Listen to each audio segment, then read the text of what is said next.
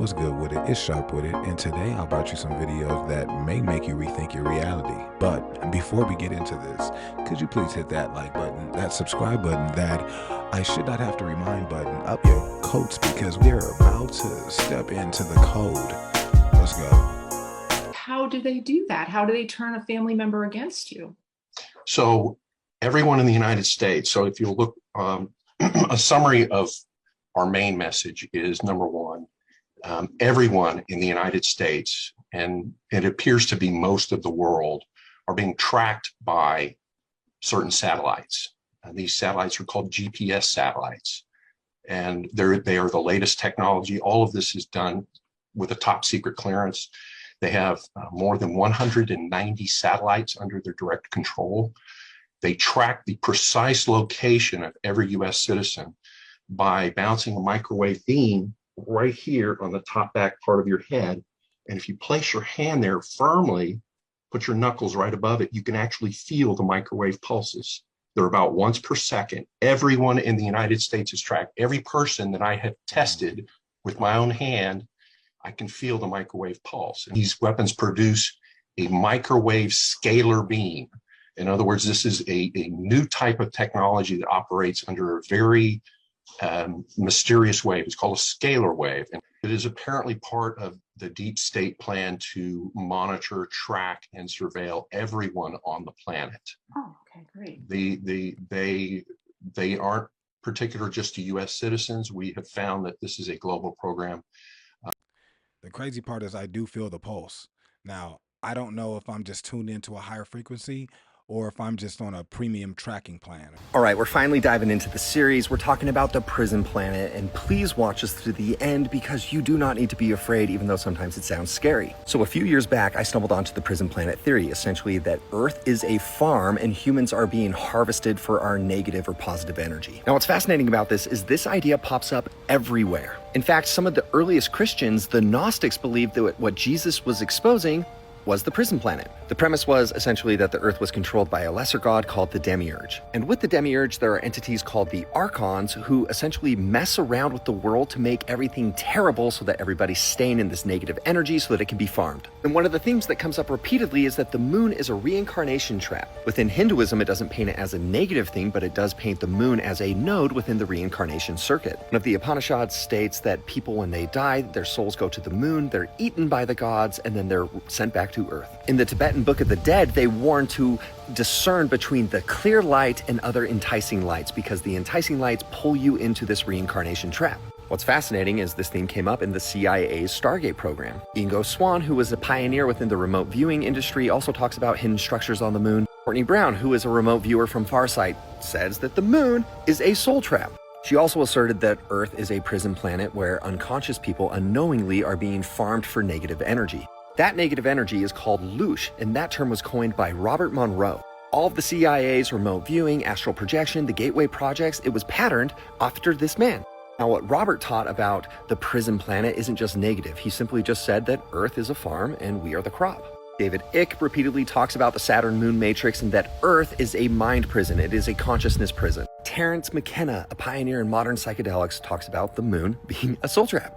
And I'm barely touching the surface. This theme comes up everywhere, but here's why I want to bring this up. We live within a holographic matrix, which means life is not happening to you, it is coming through you, is being projected outwards from you. The reason why oftentimes people talk about free agency as a law, right? Nothing can happen to you without your permission is not just because it's a law of the universe, it's because the only things that can have power over you are things that you give power to. If enough people put energy and believe in a Satan, if you will, they create with that energy the entity that will farm the energy from them. You can consciously give permission or you can unconsciously give permission, and most people are doing it unconsciously. They don't realize all of these things that have power over them have that power because they give it power.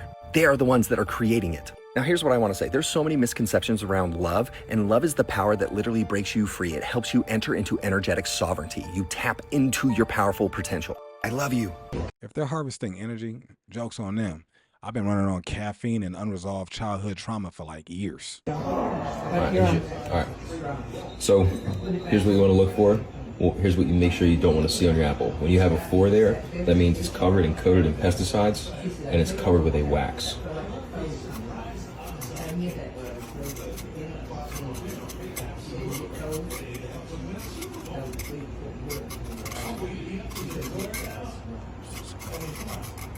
So every time you eat an apple, you're eating a layer of wax and plastic that's around the apple. Only get your food that starts with a 9, not a 4.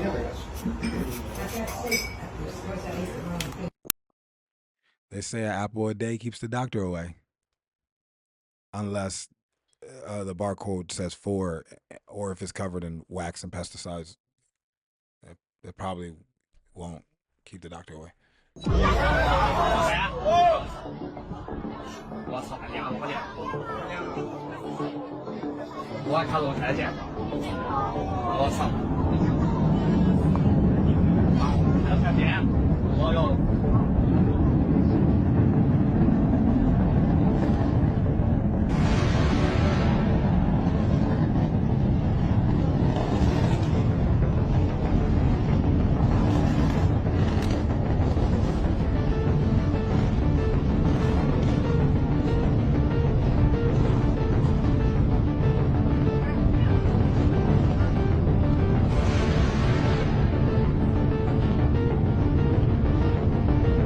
That's actually amazing that China has figured out how to fire up an artificial sun while I'm still trying to figure out how to open up the child safety lock on my microwave, man. How and why is this a thing? The CIA released a brain code that cures pain. All you have to do is repeat the number in your mind, 55515, and it will work. And since this document has been released, so many people have come forward and say that this actually does work. Now, obviously, like, it doesn't cure, like, extreme pain, but, like, for example, my cat scratched me earlier today, and I was thinking it in my brain, and it worked. It also released to remember, if you're trying to, like, remember a part of your life experience, you can close your eyes and touch softly with the fingers of your right hand to the center of your forehead. And when you do this, you will recall and remember immediately what you were trying to remember. They also have a code for reducing emotional charge. Close your eyes, inhale deeply, hold your breath for a moment, and then think of the calming, cleansing color green. When you do this, exhale slowly, and the green energy will push all the excess harmful emotional charges down through your physical system and out through the soles of your feet. This daily tools document is really interesting. I really recommend taking a look at it. It's one of the more interesting documents that I feel like everybody can appreciate. It's not just like boring government stuff. That's crazy. The CIA is giving out cheat codes for pain. I just hope they don't start charging us for upgrades. What if your breath was never meant to just keep you alive, but to open gates? When you inhale deeply and hold it at the top, something strange happens. At first, it feels impossible, but then your body starts to vibrate. An icy wave moves through your chest, and in that moment, you feel it. You're not just breathing air, you're breaching a firewall. This firewall is the illusion that breath is only biology. The truth, breath is cosmic current. It's the same energy that animates galaxies, storms, and oceans. When you cross the threshold, you're not just inhaling oxygen, you're tapping in the source. That's why ancient mystics practiced breath work. That's why yogis could command weather and prophets could shift realities. They weren't superhuman. They just remembered how to use the lock inside of them. So the next time you breathe, don't just inhale. Hold, feel, cross the firewall, and realize your breath is the key to creation itself. So every inhale is a login attempt, and every exhale is a log out attempt from the illusion. They said breath was involuntary, when really it's interdimensional. Proved at the turn of the century that the human body is almost 80%, 90% water, and it's also got electrolytes in it, which we know to be salt, potassium, different minerals. That means we're a salt battery. No different than the car battery, different than something like that. And there's a patent actually called the Cali patent, which I'll hold up here for the camera to see. And this patent actually was developed in 1897, and not much has been done with it, because at that time everyone was afraid of electricity. In this case, Dr. Clark developed a product using a 9-volt battery. And I'll just show you in the back here. There it is, 9-volt battery. And this particular unit, you just snap on your wrist with 2 wristbands. We only have a minute. Yeah. You snap it on your wrist just to prove that I'm a circuit. I push the little green light, and the thing is on. And if I put my hands together, You can hear that I'm a circuit, and I'm a closed circuit at this point. Now with Why do we get a sound when you put your hands together? Because I've closed the circuit. Now when I take my hands apart, obviously the electricity is now being able to flow through the body. The electricity can't go through the digestive tract, so in the digestive tract, to kill the microorganisms, the specific parasites, she's found the effectiveness of the black walnut, which the native Indians used for cleansing many years ago. The black walnut, in its green pulp form, kills many of the microorganisms, and in conjunction with another product called wormwood, and cloves, typical cloves that you would get at the store, these three in combination have the ability to go in and kill all the pathogens. Black walnut, wormwood, and cloves. That's nature's antivirus. You know what they don't tell you about awakening? They don't tell you that your awakening is going to make a lot of things in your life drop in value. When you reach a certain level of consciousness, certain things that we've been taught don't have the same appeal. Money will drop in value. Relationships drop in value. People pleasing drops in value. The need to have other people around you all the time drops in value. Societal conditioning, what our society has told us that we have to be. Your job drops in value. Society telling us what to believe and what to do and how to do it, all of that drops in value. Some relationships drop in value, friendships, even the concept of romantic relationships drops in value. The need to keep up with the Joneses drops in value. The need to have the latest and greatest drops in value. The need to have validation from other people drops in value. You see your value stock market crash, it hurts and it's sad because you valued these things before and you look at them now and you're like, doesn't really matter. But then something else happens. Certain things in your life increase in value. Alone time increases in value. Authentic connections increase in value. You being authentic to yourself increases in value. Being in nature increases in value. You doing things that are in alignment with you increase in value. Truth increases in value. And truth is a deep one because everything in your life or everything that you believed before that was a lie, you will go on a rampage now to seek out the truth about whatever that is. Relationships, family, friends, jobs, religions, everything. You want truth. That increases in value when you gain a certain level of consciousness and you have a spiritual awakening. Love increases in value, but not the romantic love. The love for all things and all people, it increases. Boundaries increase in value. Eating healthier and taking care of your physical body increase in value. Sleep increases in value. Alignment increases in value, which means you will not operate in anything that is out of alignment with who you are and what you're supposed to be. So don't think it's strange. It's supposed to happen this way. Keep going. Don't go back because you already know you couldn't go back if you wanted to. This is very true.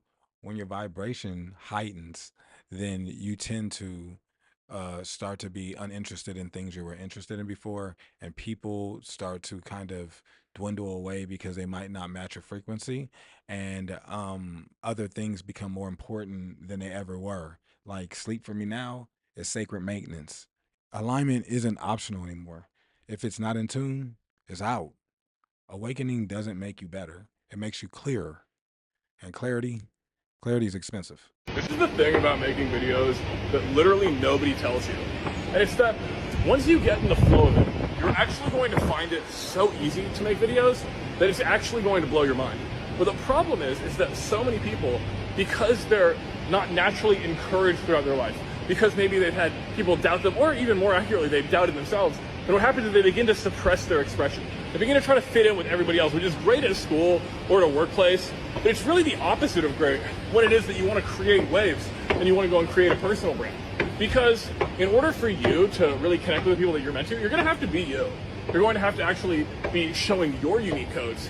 Whereas for so many people, what they're doing, unfortunately, is they're just basing what it is they do, what it is they think, what it is they say on how they think other people are going to be perceiving.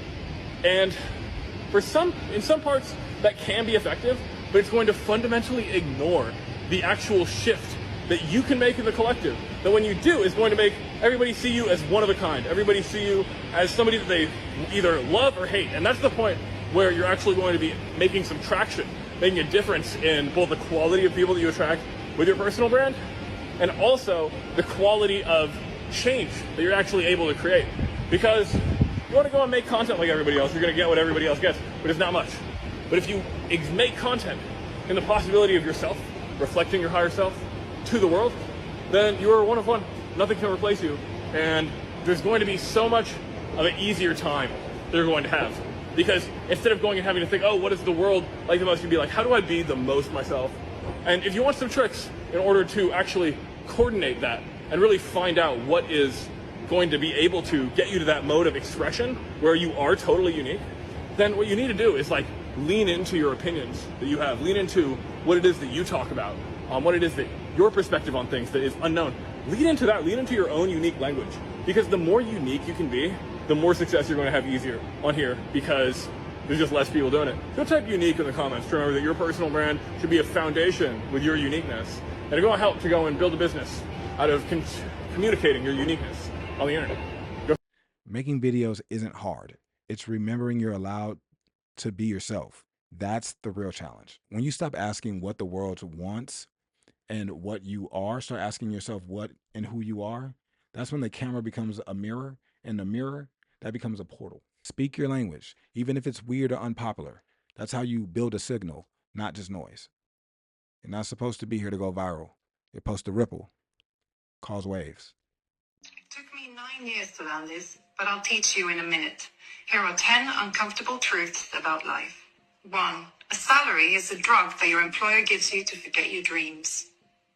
2. If you continue to wait for the right time, you'll waste your entire life and nothing will happen. 3. Even when you trust your close friends and family, let them know nothing about you. 4. You'll lose 99% of your close friends if you start upgrading your life. 5. You'll be 10 times happier if you forgive your parents and stop blaming them for your problems. 6. You become more mature when you train yourself to take nothing personally. 7. You don't need 100 self-help books. All you need is action plus self-discipline. 8. The most difficult mission on earth is to focus on your dreams, and the easiest task is to complain. 9.